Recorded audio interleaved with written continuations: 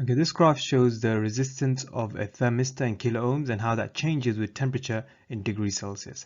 Let's say I want to find the resistance at 100 degrees Celsius. Firstly, I'd have to draw a curve of best fit like this, and already that introduces uncertainty into my measurements of resistance here. And then I'm going to draw lines across like this, and I'm going to read off the graph there.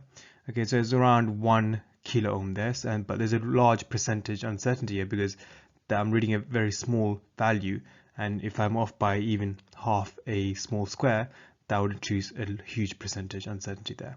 Okay, and if I want to measure 120 degrees, the percentage uncertainty that would be even larger, and there's barely a difference between the 100 and the 120 degrees Celsius, and the uncertainties are overlapping. So this is not the best way of using this graph. Okay, in this graph, I've plotted the natural log of the resistance in kilo ohms. I could use log, don't have to use natural log, I could use log base 10 if I wanted. I would still get the same results. Okay, so if I want to measure for 100 degrees, I'll just reading cross, that's actually 0 on the y-axis. But that doesn't mean the resistance is 0. That means L and R is equal to 0.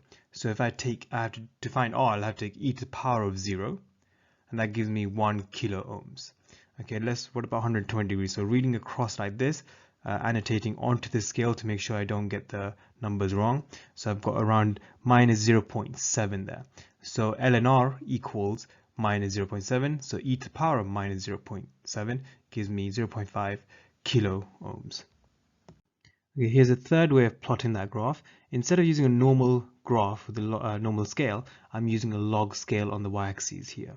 It's a bit more difficult to read, but the 100 degrees is pretty straightforward. If you could read across from 100, you get 1 kilo ohm straight away. But the 120 is a bit more difficult. So in this case, I recommend annotating the numbers and making sure it makes sense. So for example, if I go from 0.1 and I go up to 0.2, 0.3, and it gets more difficult, but if you go all the way up to 0.9, and the next number will be 1.